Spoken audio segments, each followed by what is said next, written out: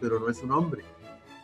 ¿Por qué? Porque para ser hombre tiene que interrelacionarse, desarrollarse, hacer pareja, hacer familia, tener hijos, formar clanes, tribus, naciones, pueblos.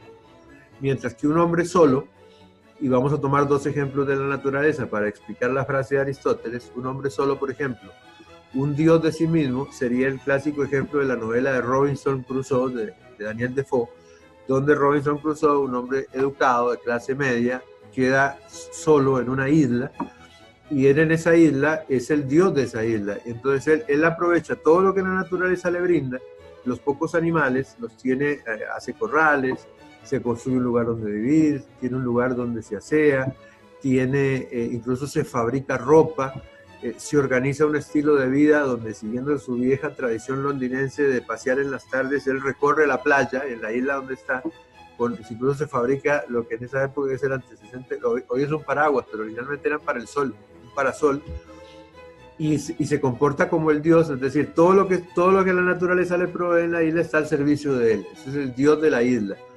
¿Cuándo empieza a portarse como un ser humano? Cuando empieza a interactuar con otros seres humanos, cuando aparece el indígena, que es viernes, que lo bautiza con viernes, porque después es un día viernes. Luego cuando interactúa con otros, no de la mejor manera, que eran los caníbales, que también empiezan a llegar a la isla, pero ahí ya su comportamiento ya genera una serie de relaciones humanas, interrelaciones entre personas. Entonces Daniel Defoe, en su Robinson Crusoe, nos tiene el ejemplo de un hombre solo, es un dios. ¿Cuál sería el ejemplo de una bestia? También en la literatura, bueno, el personaje ficticio de Tarzán. Tarzán, recogido, criado por los monos, no tiene conciencia de ser un ser humano y se comporta como una bestia. Anda por los árboles, no sabe hablar, come como comen los grandes monos, en la novela de Edgar Rice Burroughs, y ahí es donde se comporta. Pero el ser humano, cuando se relaciona con otras personas, es cuando se comporta como ser humano. Entonces el ser humano empieza a conformar familia. Y desde sus orígenes, al ser humano, hay varios elementos que lo han distinguido, que es importante entenderlos para entender esta trazabilidad de los derechos humanos. Al ser humano no lo distingue precisamente la inteligencia con respecto a otras especies animales.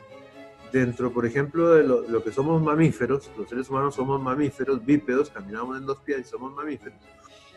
Nacemos de una relación sexual entre un macho y una hembra, hay un periodo de embarazo y luego hay un parto. Muy bien, los mamíferos básicamente se comportan de esa manera, llámense felinos, llámense vacunos, lo que ustedes quieran.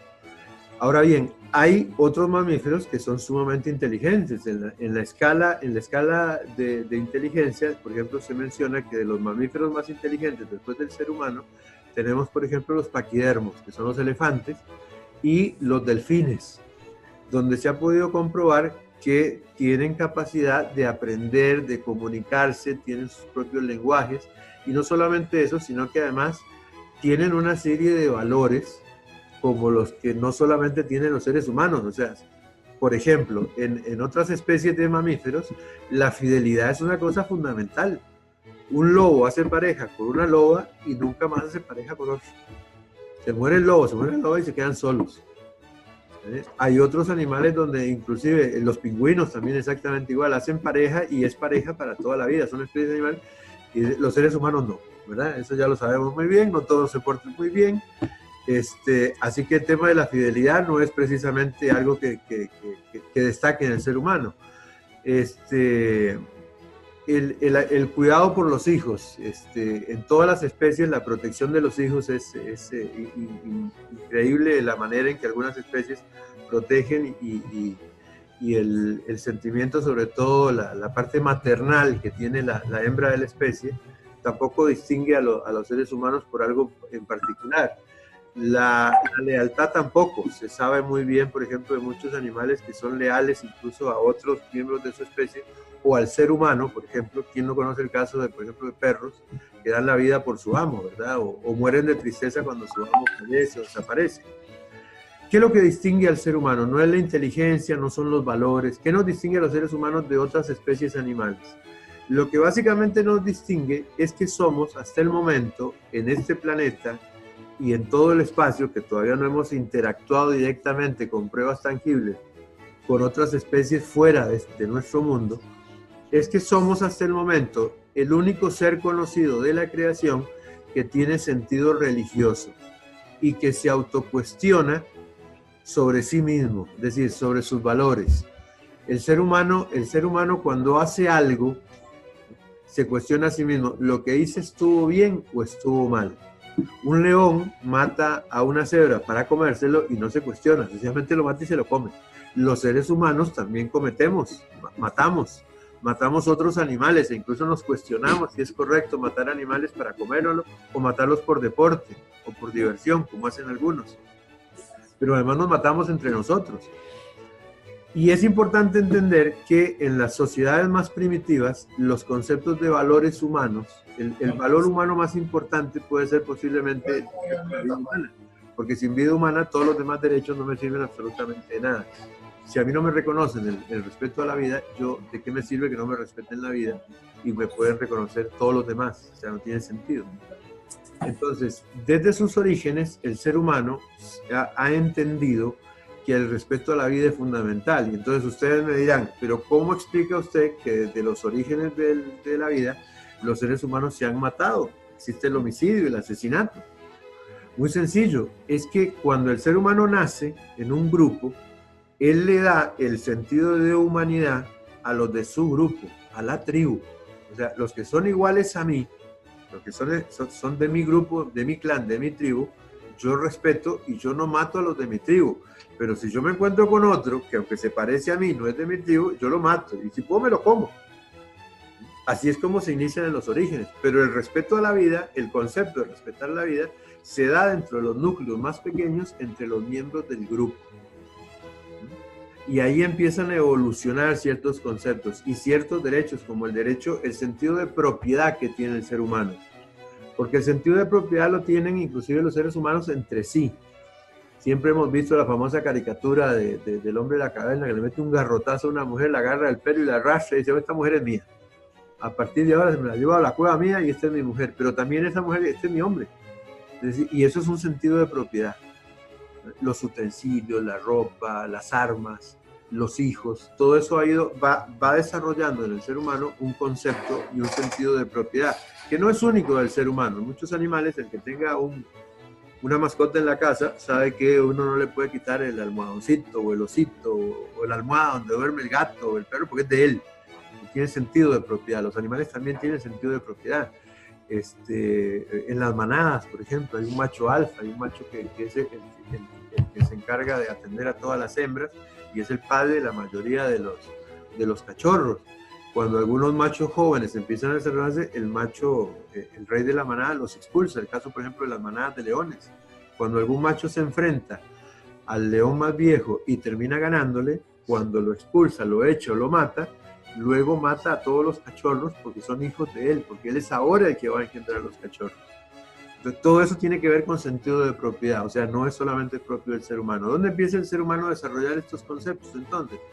Producto de la vida en sociedad y producto de esta evolución y este sentido de cuestionarse, ese sentido religioso.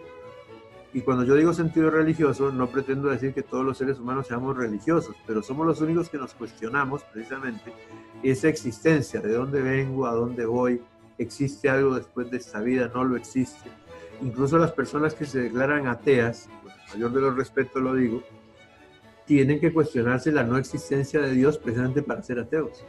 Es decir, somos el único animal conocido hasta el momento de la creación que tiene sentido religioso. Y a partir de ahí evoluciona una serie de conceptos y se van desarrollando una serie de parámetros que van a ir creciendo en la medida en que el ser humano fue desarrollando su mente fundamentalmente. Porque al desarrollar su mente le fue permitiendo mejores formas de vivir y empieza entonces el desarrollo. Les decía antes que hablamos de derechos de primera, segunda y también hablamos de tercera generación. Los de primera generación habíamos dicho que nacían con la Revolución Francesa.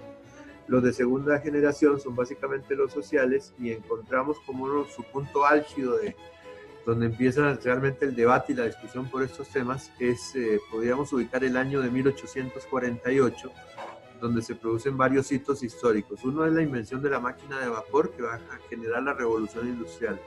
Otro es que en ese mismo año se produce en la Comuna de París el levantamiento de 1848, llamado también levantamiento de los comuneros. Tal vez algunos lo han visto en algunas películas recientes de Hollywood como Los Miserables, La historia se desarrolla particularmente en ese momento de la historia de Francia y particularmente en París. Y luego la publicación de un texto pequeño de 40, depende del tipo de la tipografía, pero entre 40 y 60 páginas, que es conocido como el Manifiesto Comunista, escrito por Carlos Marx y Federico Engels, y que plantea un tema sobre clases sociales, el tema del capital y el tema de los proletarios, temas de explotación y diferentes conceptos que llamaron poderosamente la atención y marcaron o pusieron el dedo en la llaga en un momento histórico en que se estaban conformando las grandes megalópolis de la época, es decir, ciudades con muchos habitantes, ciudades con grandes cinturones de pobreza alrededor, como los conocemos hoy en día, como favelas, tugurios, villas miserias en diferentes lugares, y que fueron haciendo más grave la migración de las personas que vivían en el campo hacia la ciudad.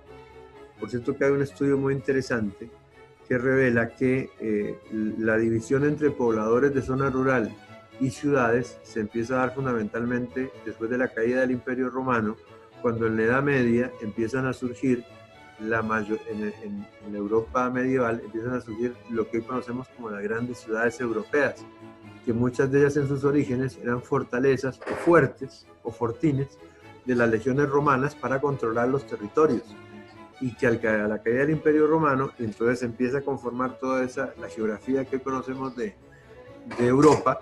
Muchos de esos fuertes se fueron convirtiendo en las ciudades que hoy conocemos, como Lyon, como Toledo, como París, en la misma París, y en diferentes lugares, en Viena, en Berna, en diferentes lugares, se empiezan a formar ciudades y se empiezan a conformar alrededor de esas empalizadas de madera o de piedra de los fortines romanos.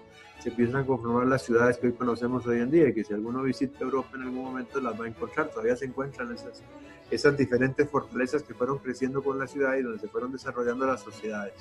Y ahí es donde empezamos a hablar de una división entre gente del burgo, de la ciudad, y gente del campo. Y por cierto, la población mundial fue más de campo hasta el año 2012, donde por primera vez el informe de Naciones Unidas revela que vivimos más seres humanos en ciudades que en zonas rurales. O sea que tardó prácticamente digamos, el año 453 es el punto de inicio de la Edad Media. Entonces llegamos al 2012 y estamos hablando prácticamente de unos 1650 años. La población fue más rural que ciudadana, o sea, que de ciudad. Y hoy en día vivimos más personas, más seres humanos en ciudades que en zonas rurales. Lo cual también conlleva un tema interesante desde el punto de análisis sociológico y de los derechos humanos. Esos derechos humanos de segunda generación básicamente enfrentan el tema del hombre frente a la explotación, el hombre frente a la sociedad y los diferentes grupos sociales. En el caso concreto, por ejemplo, de México, que tenemos algunos, en este momento estamos conversando con mucha gente, estamos dictando esta clase para mucha gente en México, también gente en Costa Rica. México marca un hito en la historia constitucional y por lo tanto en el tema de los derechos humanos con respecto a los temas sociales, porque México va a dictar en el año 1917 la primera constitución de carácter social de que se tiene conocimiento. Es decir, una constitución donde se tomaba en cuenta este aspecto, no solamente el aspecto de los derechos humanos de primera generación, sino de los derechos humanos en el conjunto de la sociedad o los diferentes grupos sociales que conformaban la sociedad mexicana de principios del siglo XX.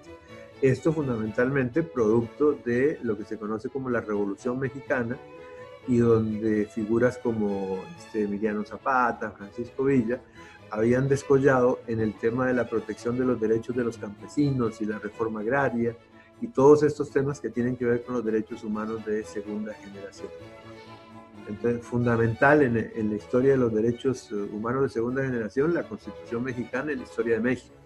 Y fundamental en el caso de Costa Rica, el famosísimo capítulo de garantías sociales para los que son costarricenses, que alguna vez han oído hablar, y la reforma de 1943 que produjo el doctor Calderón Guardia y que dio como resultado para Costa Rica el capítulo de garantías sociales, que va del artículo 50 de la Constitución de Costa Rica en adelante, y el establecimiento en el país del primer Código de Trabajo, el Código de 1943. Esto vino a darle a los diferentes países que fueron aplicando este concepto de derechos humanos de segunda generación, todos estos derechos que tienen que ver con la protección de la familia, la protección del trabajo, el derecho de huelga, el derecho de negociación que tienen los trabajadores, la protección del trabajo propiamente dicho, temas como el salario justo, etcétera, etcétera, todo lo que conforma la parte social básicamente, y la vocación que el Estado tiene que tener para proteger los derechos sociales, que en el caso tanto de México como de Costa Rica lo hemos reflejado en la creación de los seguros sociales. En el caso de México, el famoso Seguro Social de México, que fue estableciendo toda una cadena de hospitales a lo largo de todo el territorio mexicano, y en el caso de Costa Rica, lo que llamamos la Caja Costarricense del Seguro Social, que tiene todo el tema de seguridad social, no solamente el tema hospitalario, sino los temas de pensiones para que las personas puedan tener una vida digna al retirarse de trabajar y en su vejez. Esos serían los derechos humanos de primera y segunda generación. ¿Cuáles son los derechos humanos de tercera generación? Bueno, los derechos humanos de tercera generación son los derechos humanos más recientes aceptados por la doctrina, que es una generación nueva, y que van a nacer fundamentalmente después de la Segunda Guerra Mundial por la enorme preocupación que empieza a tener el mundo ante ciertos peligros que empiezan a hacer tomar conciencia a la mayoría de la población mundial y a la gente que dirige la población mundial, a la gente que piensa, a la gente que estudia y se preocupa por el mundo, de que al fin de la Segunda Guerra Mundial, ustedes saben que bueno, el armisticio de Japón fue el 2 de septiembre de 1945, Alemania se había rendido en mayo, el 10 de mayo de 1945, pero en medio de eso hay dos fechas fundamentales. Una es el 6 de agosto, otra es el 10 de agosto, que fue el lanzamiento sobre el territorio japonés de las dos únicas veces que la bomba atómica se ha empleado contra seres humanos. La bomba de Hiroshima del 6 de agosto, la bomba de Nagasaki del 10 de agosto, que le pusieron punto final a la Segunda Guerra Mundial porque Japón se rinde incondicionalmente ante los aliados. El 2 de septiembre se firma en la bahía de Tokio ya la rendición formal e incondicional, y a partir de ahí el mundo entró en una era diferente, es decir, el hombre logró desarrollar un arma de destrucción masiva que en muy pocos años no son las únicas bombas que han estallado, son las únicas que han provocado muertes. En ese momento eran países que estaban enfrentados, pero sobre todo murió población civil. Pero sabemos que pocos años después, 20 años después, esas bombas eran como de juguete, comparadas a bombas como la bomba de hidrógeno u otros tipos de bombas que se fueron desarrollando, proyectiles además especiales para poder colocar esas bombas a miles de kilómetros. Entonces el mundo entró en una preocupación seria de que ya el ser humano tenía la capacidad de autodestruirse, no a él, que eso siempre la ha tenido, sino que una sola persona podía destruir el planeta entero. O sea, alguien se le apretaba el famoso botón rojo y fue tema de películas en los años 50, 60, novelas, debates, discusiones. Hay toda una explicación psicológica y sociológica sobre la evolución de ciertos conceptos y ciertos fenómenos sociales, como por ejemplo los famosos baby boomers, ¿verdad? La generación después de la Segunda Guerra Mundial, las luchas en los años 50, la Guerra Fría, el enfrentamiento entre las dos potencias que van a surgir después de la Segunda Guerra Mundial, que serían Estados Unidos y la Unión Soviética, y que van a protagonizar un duelo donde hay una guerra no declarada y donde incluso a veces se dieron batallas formales, solo que las pelearon en otros lugares. Por ejemplo, la guerra de Corea, la guerra de Vietnam, la guerra centroamericana, que fue básicamente también un campo de batalla, dejando de lado ciertos conflictos internos de cada uno de los países centroamericanos. Lo que se conoce como la guerra centroamericana, que finalizó con el famoso Plan de Paz de 1987, significó también, fue un escenario de enfrentamientos de la Guerra Fría, los enfrentamientos en la zona de Medio Oriente, donde había, por ejemplo, el caso de Israel alineado hacia los Estados Unidos, y Egipto y otros países alineados con la Unión Soviética. Entonces, la guerra provocó incidentes y hubo uso de armas, pero nunca se dio el enfrentamiento temido por todos del enfrentamiento atómico. Además, fueron surgiendo otros países que fueron teniendo la capacidad, como es el caso de la China continental y hoy en día, bueno, Corea del Norte, la India, y Pakistán tiene la bomba atómica. En algún momento se habló de que algunos países de América la podían tener en secreto y algunos países del norte de África, eso no se ha comprobado, pero se sabe que Inglaterra tiene la bomba atómica, Francia tiene la bomba atómica. Entonces nosotros llegamos a una situación en los años 70, para que tengan idea los más jóvenes, de que nosotros teníamos la capacidad en armamento nuclear de destruir al planeta unas 8.000 veces. O sea, con una bastaba, pero teníamos la capacidad de hacerlo 8.000 veces. O sea, había 7.999 que se iban a desperdiciar si alguien lo desaparecía por primera vez. Hubo una serie de tratados y convenios internacionales de desarme nuclear, los llamados SALT, SALT 1, SALT 2, entre Estados Unidos y la Unión Soviética, que lograron que disminuyera eso a la mitad. O sea, que en vez de tener 8.000 veces la posibilidad de destruirlo, teníamos 4.000, pero ya era un avance. Inspecciones, etcétera, etcétera. Además, el manejo de la tecnología nuclear trajo como resultado también la aplicación pacífica de la energía atómica, pero que es sumamente peligrosa, como nos demostró el tema de Chernobyl, el tema de las plantas nucleares japonesas después del terremoto grande que hubo hace unos años. En fin, todo eso ha sido de enorme preocupación. Y el ser humano empieza entonces a desarrollar el concepto de derechos humanos de tercera generación. ¿Qué son los derechos humanos de tercera generación? Es todo lo que tiene que ver con el cuidado del planeta, el cuidado del lugar donde vivimos. Entonces nosotros vamos siguiendo una trazabilidad ahí de los derechos humanos. Ya el ser humano, inclusive ese concepto de que yo soy el hombre, soy el rey de la creación y yo hago lo que me da la gana con el planeta, ya eso no. Ya eso realmente es una mentalidad del siglo XIX para atrás. Ya sabemos positivamente de que no podemos explotar los recursos naturales sin llevar un cierto control, no digamos sin llevar efectivamente un control. Hace poco Naciones Unidas, hace pocas horas, hace pocos días, manifestaba que en los próximos 10 años el tema del incremento por el calentamiento global, con solo que suba 1,5 grados más la temperatura, va a provocar verdaderos desastres ecológicos que se van a ver reflejados. Sabemos que hay gobiernos y países que son los grandes contaminadores y destructores de la ecología, y sabemos también que son precisamente algunos de los más poderosos y que no quieren firmar ni comprometerse a ningún tipo de tratado, ¿no? Caso concreto y particularmente en esta administración de Estados Unidos, de Trump, de Donald Trump, y también China continental. Entonces, tenemos una situación sumamente complicada para estos derechos humanos, donde vamos a encontrar temas como la ecología, la protección de los mares, el cuidado de ciertas especies animales, porque en la medida en que han ido desapareciendo especies animales, se ha ido complicando el tema y el desarrollo y la manera en que el ser humano puede mantener su viabilidad en el planeta.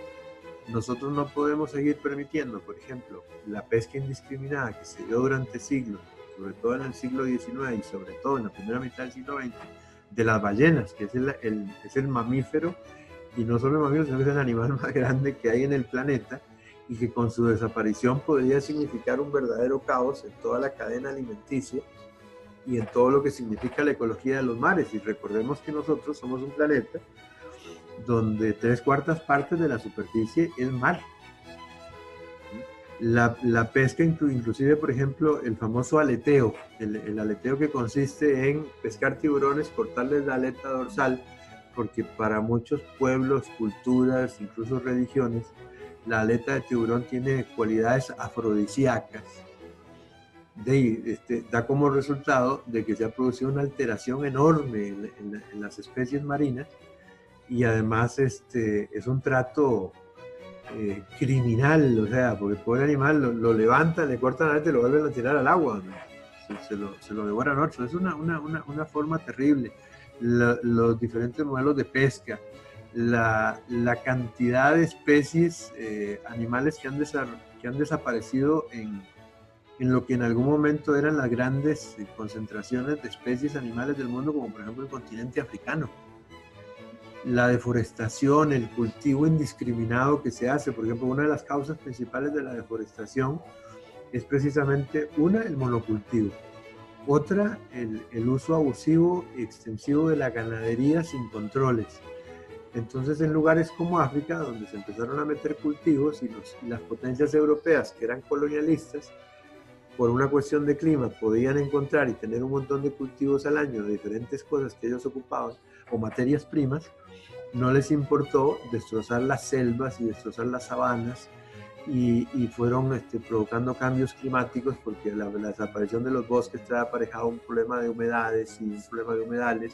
Entonces ya no hay lluvia, se producen grandes sequías, y hoy hay lugares de África que son desiertos, donde no solamente han desaparecido las especies vegetales, sino animales, y los seres humanos se mueren, y se han muerto por millones, producto de las grandes hambrunas y las grandes sequías. Creo que para nadie es un secreto, y lo pueden buscar en internet, la famosa fotografía de una ave carroñera, de un buitre, que está esperando la muerte de un bebé para poder comérselo. Y aquí la culpa no es del ave carroñera, la culpa es de los seres humanos. O sea, es una imagen terrible, es una imagen que ganó el premio Pulitzer, esa fotografía. El fotógrafo que la tomó terminó suicidándose de la gran depresión que tuvo a raíz de su experiencia en Somalia, fue en ese momento, tomando fotografías del caos que se había provocado por temas como la sequía, ¿verdad? Y sin embargo uno ve la fotografía y uno no puede culpar al ave carroñera, porque realmente el ave carroñera está brindando un servicio, eliminando los cuerpos muertos. Me dicen que me queda un minuto para terminar y después seguimos, ¿verdad? Entonces, disfruten, no sé, en México de los tacos, y aquí será de las enchiladas. No, ahora vamos a ir fresco si quieren, y eso, pueden tomar local,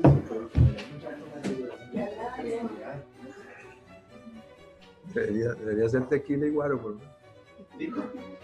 por lo menos una fría. Hoy es viernes, ¿verdad? Viene y el cuerpo lo sabe, ¿cómo?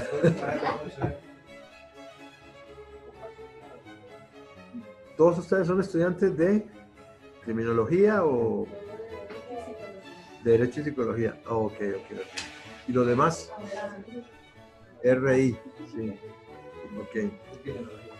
Y criminología, perfecto. Y no saben en México con quién estoy lidiando, o sea, son estudiantes de derecho y abogados. Es que es complicado a veces consumir en media hora, es un tema tan amplio. No, y ahora la segunda parte es peor.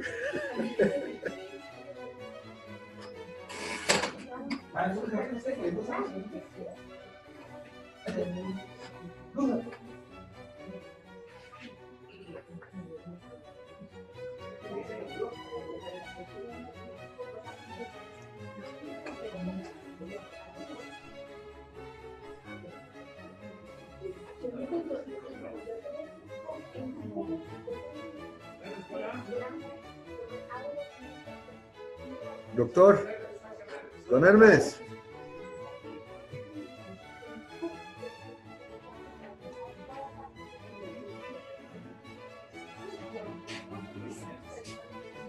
Usted tomó una foto, ¿eh? Usted tomó una foto.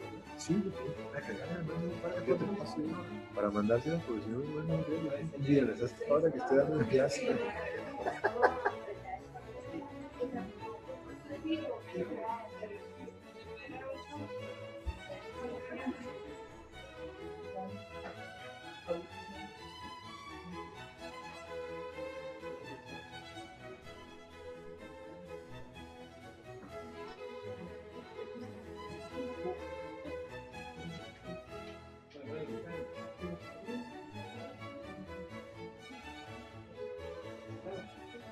Son un montón.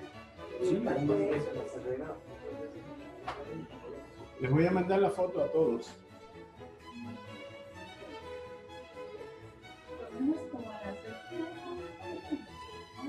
Sí, aproximadamente.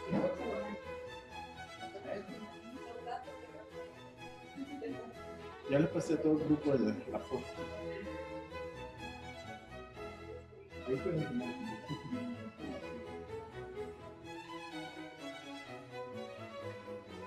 ¿Quiere café fresco o café? ¿Quiere un fresco?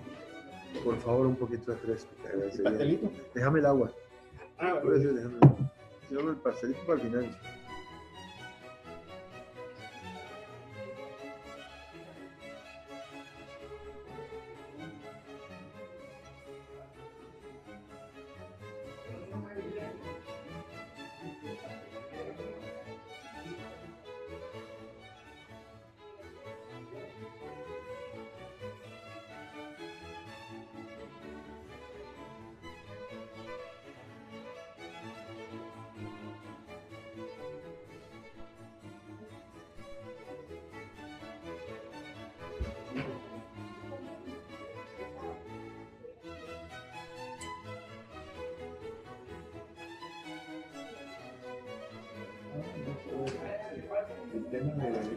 Ahora hablo de que los derechos humanos cuando evolucionan. Al inicio. Es que yo no sé por qué. Es básicamente cómo están los viendo, escuchándolo por allá. ¿Ya mandaste una foto? No la voy a mandar. Ahí está.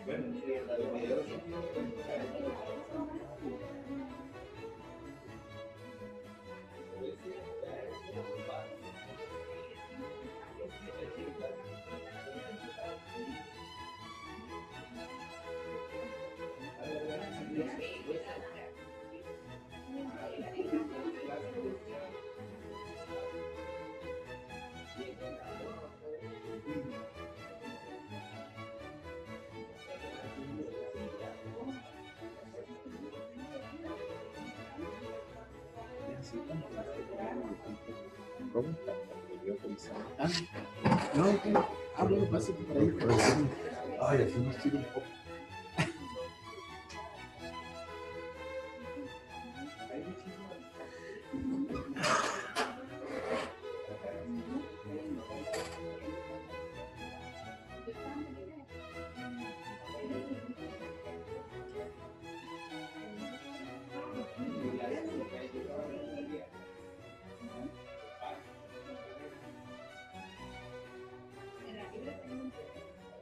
Te mandé un montón de fotos, ya la mandaste a tu esposa. Sí.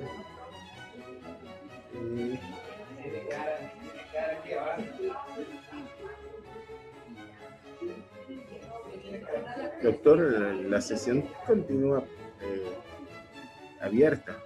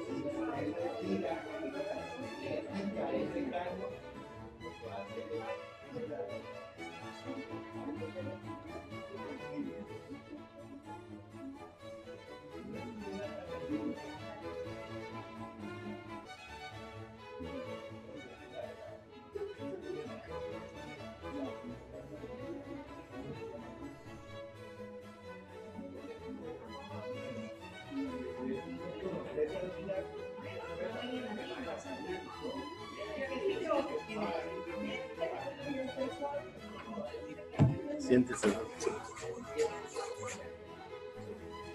Sí, claro que le mando un pastelito porque no vas a poder comer. No, me lo como después.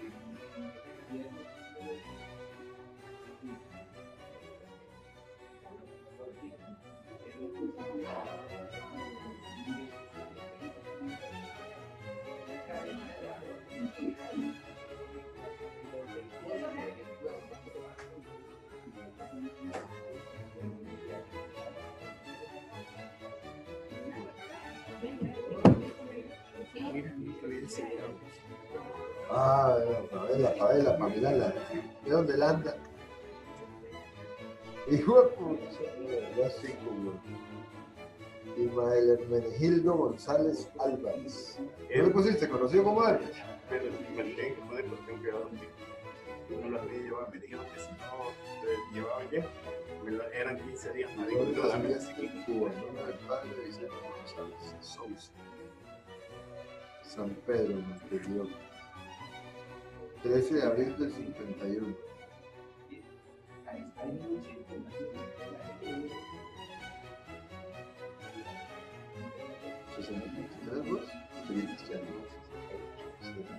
Yo tengo 71. Así es, sí. Por eso, sí, pero vos naciste, ¿cuándo naciste? Por eso, vos naciste. 13 de abril de 57. Por eso, la situación es igual que me da y es el 27. Era el Tecoso, creo que no,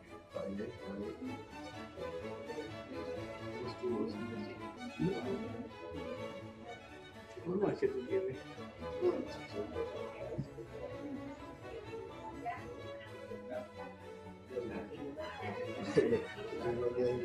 ¿Cuánto le van a pagar? Debería pagarlo, ¿verdad?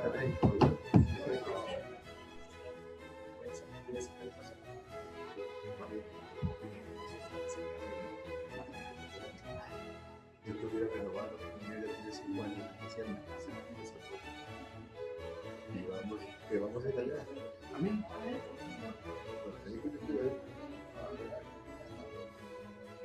Eso. Mira, haciendo presupuesto.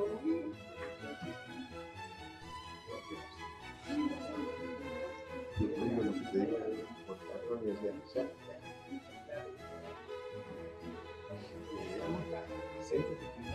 Yo me voy a catar ahí. Que sea un tiempo allá, un tiempo acá, un tiempo allá, un tiempo allá. Y si tengo que quedarme allá 3, 4 años. Ya no pago. No sé. No, lo pago todo para acá.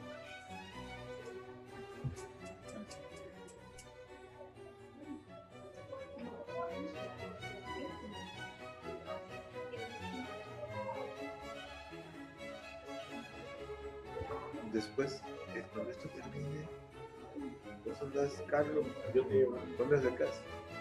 Ya, tú dices, agarra el bus. Si me quieres llevar a mi casa, no tengo ningún problema. Hasta un día nada más.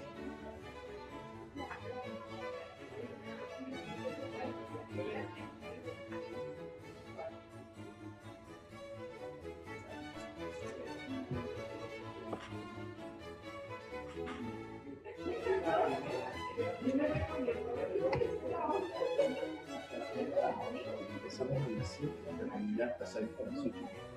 Digo las 8. 8. Bueno, ¿cuánto tengo que hablar ahora? No, casi no. Tengo que hablar durante una hora. Tengo que hablar durante una hora. Son las 7.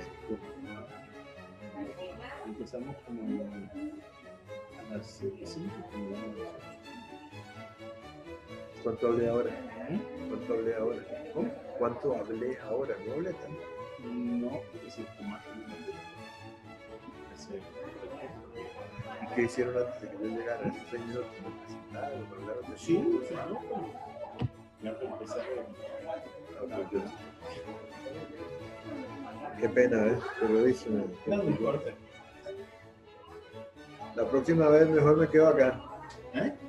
La próxima vez mejor me quedo aquí. Ah, sí, te queda un... Es que no me quedé aquí.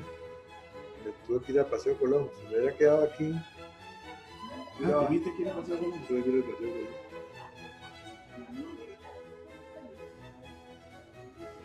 Vamos a ir a pasar el año.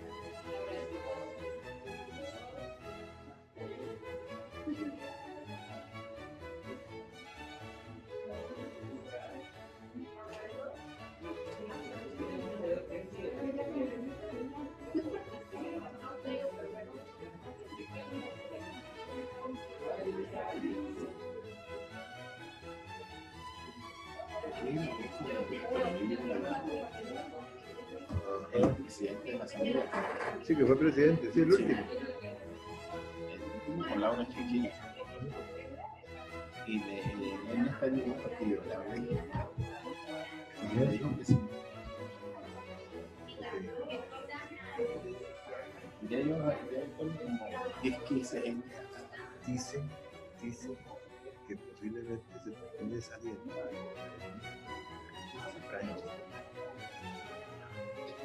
No sé, pero tal vez si echan a calle,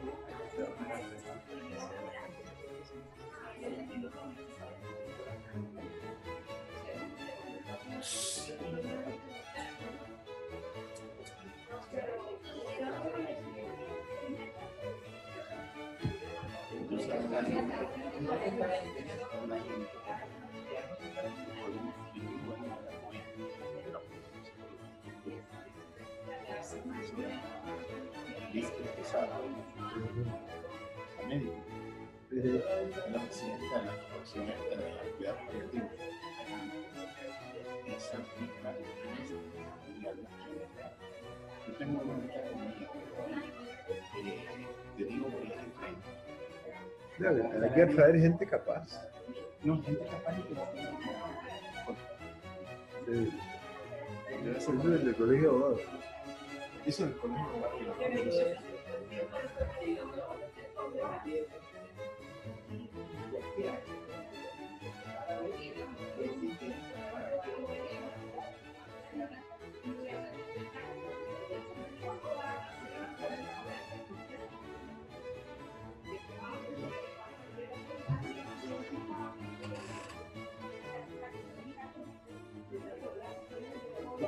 Vamos a ir pasando ya.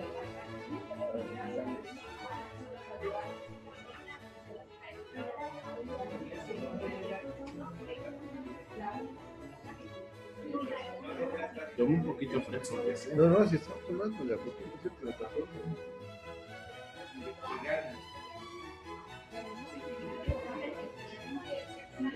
Tenemos que hacer esa cosa de la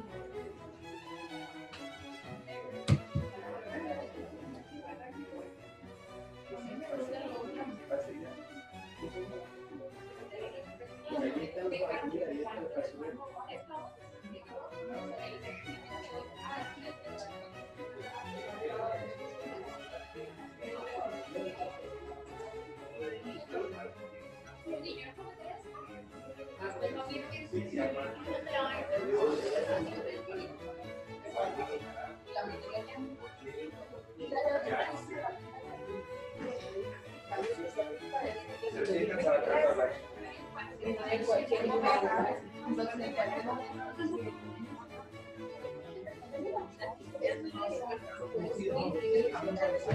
día de hoy se me prestó, ¿verdad? Se le sacó, es la humedad. No, dice que venía enfrente.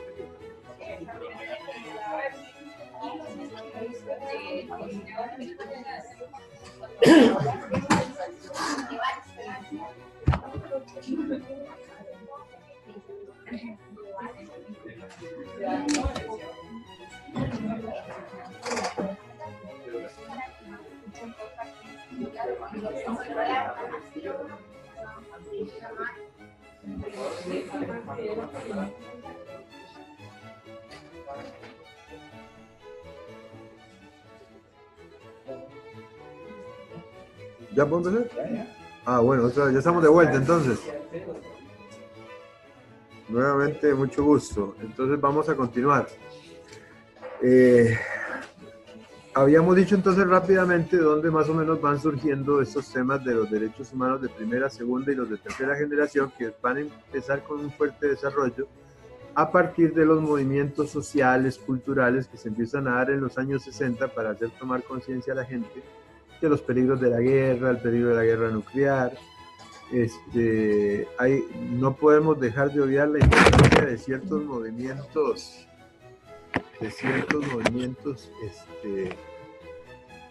sociales importantes que se dieron en los años 60, como los grandes movimientos estudiantiles que se produjeron en Europa, en Estados Unidos, las movilizaciones contra la guerra en Vietnam, el movimiento hippie, todo lo que significó toda la revolución cultural que significaron los años 60 en diferentes ámbitos, lo mismo en los años 70, la revolución tecnológica que ha sufrido el mundo en las últimas décadas.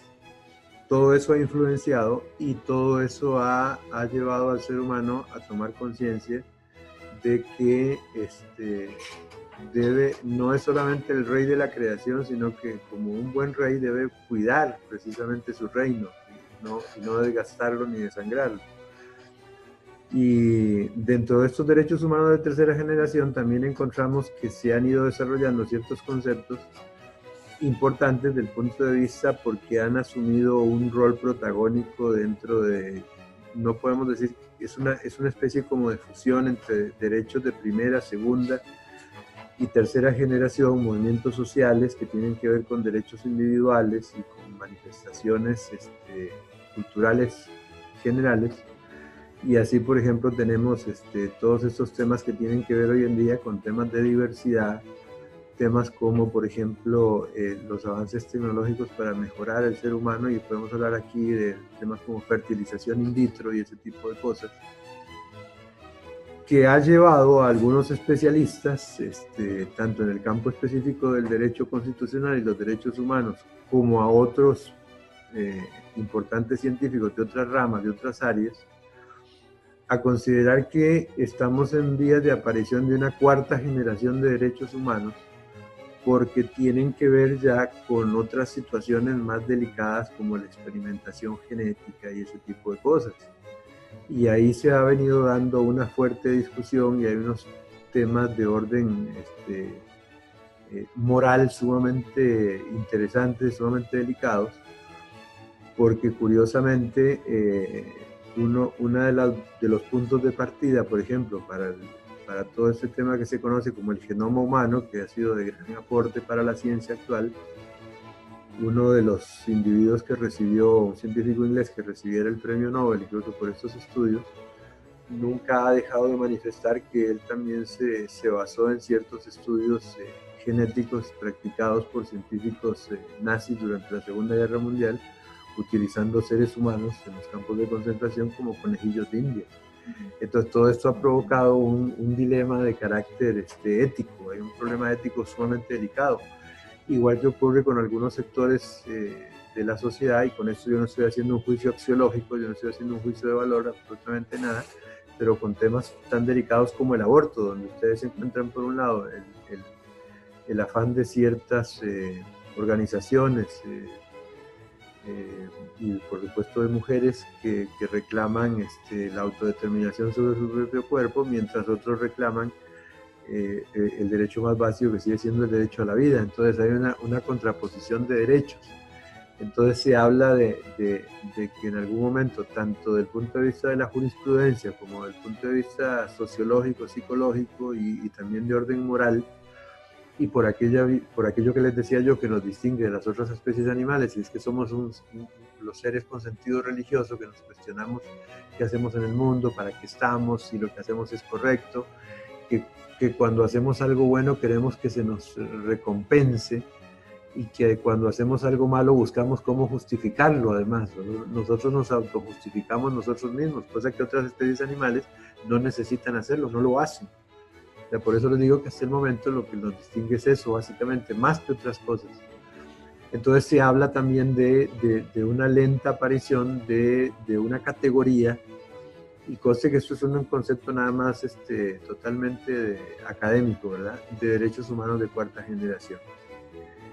Bueno, muy rápidamente, como quien dice abuelo de pájaro, he tenido que explicar ahí las tres grandes áreas. Hemos hablado un poquito del concepto de derecho humano, de una muy rápida pasaje sobre la evolución, y ahora me interesa concentrarme un poco más sobre el tema ya específico de lo que entendemos por derechos humanos. Que más o menos yo considero que todos los que me están oyendo saben que son de carácter universal, que son inalienables, que son intransferibles, etcétera, etcétera. Pero acá lo importante es entender su origen, cómo evolucionaron. Y es que hay un gravísimo error de concepto al cual, de manera indirecta, yo no digo que sea con carácter doloso, sino de manera indirecta, cierta literatura y el cine y la televisión han contribuido a hacerle pensar al hombre moderno que los derechos humanos son básicamente un fenómeno jurídico que va surgiendo después de la Segunda Guerra Mundial a raíz de todo lo que significó el tema del Holocausto, los campos de concentración, los asesinatos en masa de 6 millones de judíos, 1 millón de gitanos, 2 millones de lapones y otros grupos sociales, religiosos, incluso de orientación sexual, porque en la Alemania nazi se eliminó sistemáticamente a los homosexuales. Entonces, en realidad no es algo que surja con la Segunda Guerra Mundial, no fue una cosa que apareció de golpe, no. Los derechos humanos son algo que han existido, que vienen evolucionando desde los orígenes más remotos de la historia. Entonces nosotros podemos abarcar prácticamente con el nacimiento de la civilización y de las culturas. Habíamos dicho antes que ya ciertos derechos como el derecho de propiedad y el respeto a la vida se daban dentro de los grupos más primitivos. En el caso del derecho a la vida hablábamos de que, bueno, se respetaba la vida de los miembros del grupo. Yo no mato al de la tribu, pero si me encuentro al de otra tribu, lo mato. Si no tengo que comer, me lo como, ¿verdad? O sea, porque no le daban sentido de humanidad, no lo veían como si fuera otro ser humano, porque básicamente el concepto era del grupo, la tribu, el clan, punto. Entonces, me molesta, lo mato. ¿Okay? Pero eso va evolucionando y el ser humano, por supuesto que en el ser humano va a ser fundamental la aparición de la escritura, porque la aparición de la escritura se sabe que cuando una persona escribe y cuando una persona lee, la persona pone en funcionamiento ciertas áreas del cerebro que normalmente no funcionarían si usted no utiliza ese modelo de conocimiento, ese modelo de acceso al conocimiento, que es algo intangible. Porque vamos a explicar una cosa para que les quede claro. El ser humano nace. ¿Cómo conoce? ¿Cuáles son las maneras de conocer? Básicamente hay dos. Una es lo que Merleau-Ponty, un científico, filósofo, jurista francés, determinó y llamó la practognosis, o sea, de dos palabras, practo de práctica y gnosis, que es conocimiento en griego. O sea, el conocimiento implícito en la práctica. La practognosis es la manera básica en que todos aprendemos a conocer. El ser humano nace y entonces el ser humano, producto de la repetición continua de ciertos actos, va aprendiendo. Pues entonces usted, por ejemplo, le enseña a comer a un bebé. ¿Cómo le enseña a comer? Le empieza a dar la papilla o le empieza a dar el colado y en algún momento, bueno, usted le coloca la cucharita en la boca y en algún momento le da la cucharita a él y él trata de... Son esas famosas fotos del bebé o de uno mismo cuando uno era bebé con los fideos en la cabeza, en cualquier parte, hasta que va aprendiendo producto de la práctica. El lenguaje también se aprende producto de la práctica. La repetición continua de las palabras hace que yo las vaya entendiendo y las vaya comprendiendo. Y la mayoría del aprendizaje que tienen los seres humanos en sus orígenes es básicamente producto de la repetición continua de los actos. ¿Cómo se aprende a caminar? Cayéndose, practicando y practicando. Así es como aprende a caminar un ser humano. Lo interesante es que los científicos y los antropólogos y sociólogos han determinado que muchísimas personas en algún momento de su vida, bueno, van a la escuela. Es más, en la escuela, ¿cómo aprende? Básicamente, ¿cuáles eran los métodos de aprendizaje? Repetición continua. Apréndase el abecedario. Apréndase las tablas de multiplicar. Luego, entonces, hay un tema memorístico, pero básicamente es un tema de repetición continua de un acto hasta que uno llega a dominarlo. Eso es la practognosis. Y la mayoría de los seres humanos viven toda su vida aprendiendo y viviendo y siendo felices producto de la practognosis, porque no utilizan realmente todo lo que es el pensamiento y el pensamiento profundo y el análisis y el pensamiento científico. Y así, por ejemplo, podemos entender que la mayoría de lo que nosotros llamamos profesiones o oficios se aprenden producto de la practognosis. Una persona, por ejemplo, que trabaja en carpintería o que trabaja en plomería o que trabaja en mecánica, o una persona que hace oficios domésticos o que cocina o que trabaja cuidando ganado, en trabajos de campo, la mayoría de los trabajos, que ustedes lo analicen, se aprenden producto de la práctica. Difícilmente a un aprendiz de carpintería le dan a leer un manual sobre la madera o de dónde proviene. Sencillamente le debe, este es el martillo, este es un clavo, esta madera está húmeda, esta madera se coloca así, y todo es producto de la práctica. Muchachitos que de repente no quieren estudiar, entonces papá, yo no quiero estudiar, entonces usted se va a trabajar con su tío al taller mecánico, ahí su tío le va a enseñar a ser mecánico para que se gane la vida. Y con todo el respeto que me merecen los mecánicos, muchísimos de ellos son extraordinarios mecánicos, incluso después inventan cosas y desarrollan cosas, pero no han tenido educación formal y prácticamente todo lo han aprendido producto de la repetición continua de un acto. Aparece luego en la humanidad, y con la invención de la escritura esto va a ser fundamental, el conocimiento científico. Y el conocimiento científico tiene un método. El método del conocimiento científico es, y es el más básico de todos, es el ensayo y error. Ensayo y error. Entonces, por ejemplo, siempre se usa como ejemplo la invención del bombillo incandescente eléctrico de Thomas Edison, que probó 2000 filamentos hasta que encontró el filamento de carbono y descubrió cómo hacer el bombillo eléctrico.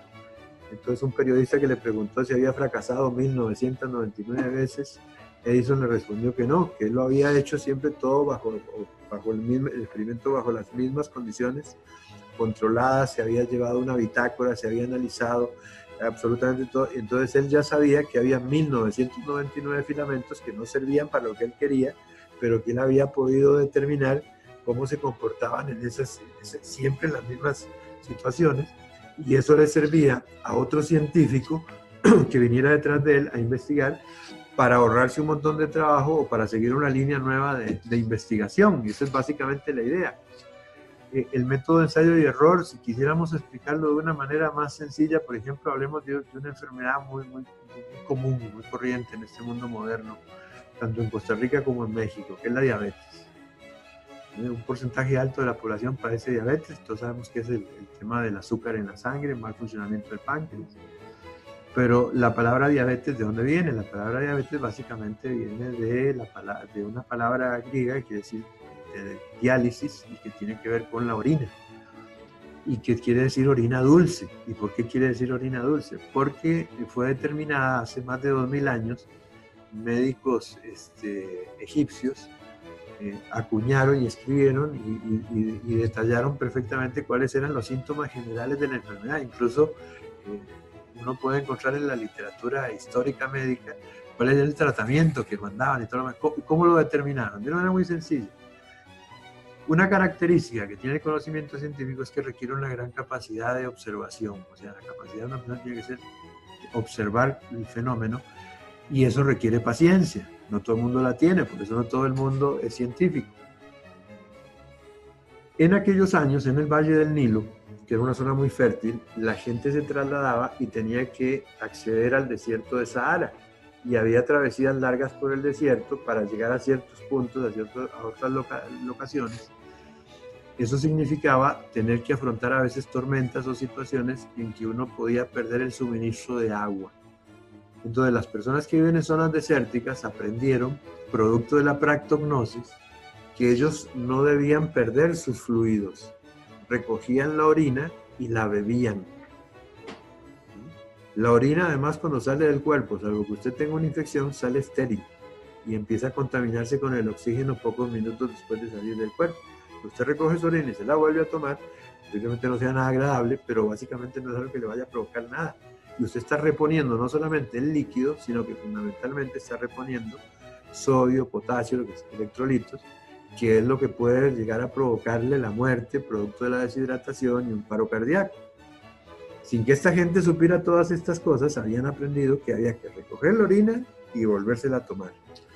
¿Qué ocurre? Que posiblemente, y esto es una deducción a que han llegado los científicos, cuando llevaban niños, observaron primero una cosa: se daban muchas muertes de menores antes de los 12 años y todos presentaban las mismas características: pérdida de peso, debilidad, sueño, mal dormir, y la criatura se moría. Y también posiblemente llegaron a otra conclusión, que es que ustedes saben cómo son los niños, rebeldes, y que a veces no quieren hacer. Le recogían la orina al niño y no se la tomaba, o no se la tomaba toda. Entonces la mamá o el papá, para que eso no se desperdiciara, se lo tomaban ellos.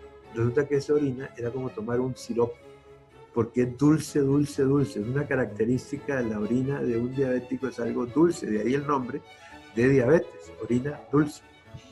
Y así fue como lograron determinar y asociar, y la diabetes tipo 1, que es la infantil, la determinaron hace más de 2000 años estos médicos, y es exactamente lo mismo. Ya sabemos que hoy, entonces en algún momento se detectaba por la orina, y ahora sabemos que hacen las pruebas de sangre.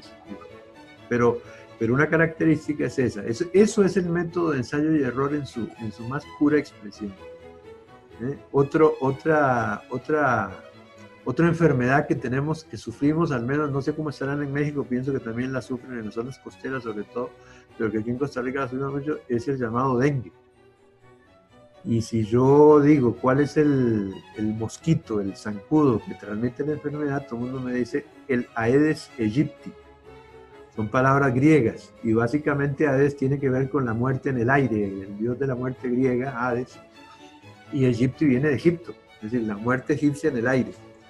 Determinaron que en ciertas épocas del año, en el Valle del Nilo, en ciertas condiciones de humedad y de temperatura, se levantaban de las aguas grandes nubes de zancudos, de mosquitos, y que entonces picaban a la gente y la enfermaban de tal manera que la enfermedad del dengue fue perfectamente identificada también hace 1800, 1500, 2000 años.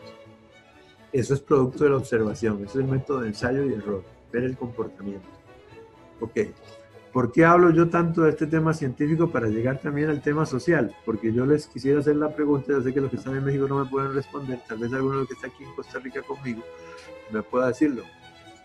El método de las ciencias sociales. Derecho, historia, ciencia política, la sociología. ¿Cuál es el método de las ciencias sociales? ¿Cuál es el método de aprendizaje? El silencio habla por sí solo.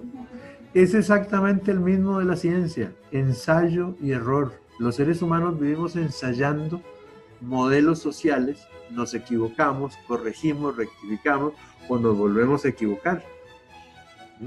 Vean ustedes, cada 4 años, creo que en México también es cada 4, cada 6, 5, 6 años, no estoy seguro en este momento, el periodo presidencial, pero acaban de escoger presidente. Acaban de escoger presidente que creo que asume ahora en los primeros días de diciembre, López Obrador asume como presidente de México.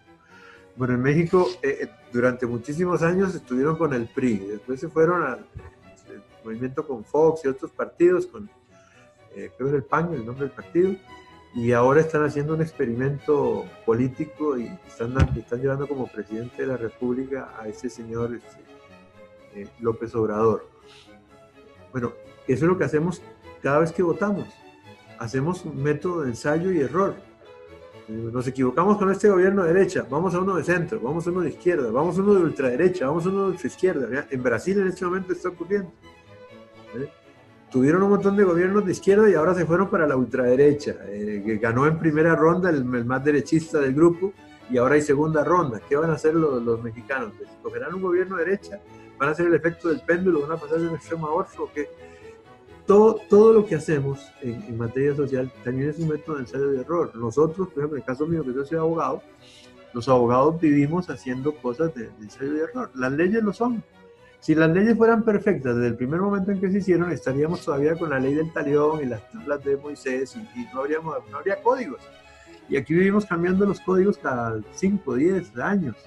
Aquí en Costa Rica esta semana entró en vigencia un nuevo código procesal civil. Yo que estudié hace como 40 años, estoy volviendo a poner a estudiar ahora porque es todo nuevo. Y nos van cambiando. Hacemos leyes que juramos, los diputados juran que son la panacea universal, que esa ley va a ser la pomada canaria, porque todo lo va a curar. Y la ley entra en vigencia y resulta que es un fracaso, la ley no sirve para nada. Y otras leyes que uno piensa, y se lo digo por experiencia personal, porque yo trabajé en el Congreso aquí de Costa Rica, en la Asamblea Legislativa, fui asesor, me tocó redactar borradores de proyectos de ley, me tocó hacer leyes y bueno, en algún momento yo juraba que estábamos haciendo Santo Tomás de Aquino y yo éramos lo máximo en materia de derecho, desde la Suma Teológica no se había visto nada igual, y resulta que cuando la ley entró en vigencia, yo había cosas que juraba que iban a ser un éxito y no sirvieron para nada, y otras cosas que yo pensé que no estaban ahí como de relleno fueron un éxito. Incluso lo digo en concreto sobre lo que aquí para los costarricenses, la ley de la jurisdicción constitucional, que a mí me tocó como asesor del diputado que presentó, trabajar en el borrador de la ley. Entonces, todo esto, que les digo, tiene que ver directamente con el tema de los derechos humanos, porque como derecho, es una obra humana. Los derechos son una creación del ser humano, el derecho es una obra del ser humano. Y al ser humanos son imperfectos, lo cual quiere decir que no es que sean malos, porque al no ser perfectos, sino que son perfectibles. Podemos hacer que mejoren, podemos hacer que vayan evolucionando. Nosotros podemos encontrar a lo largo de la historia, por ejemplo, cuando uno recibe clases de derecho penal, le hablan de la ley del talión, ojo por ojo, diente por diente, vida por vida, golpe por golpe. Y uno dice, qué bárbaro, dice. De repente fue un accidente y perdí un ojo, entonces le sacan un ojo al otro pobre, ¿verdad? O mataron a uno, entonces yo voy y mato al otro.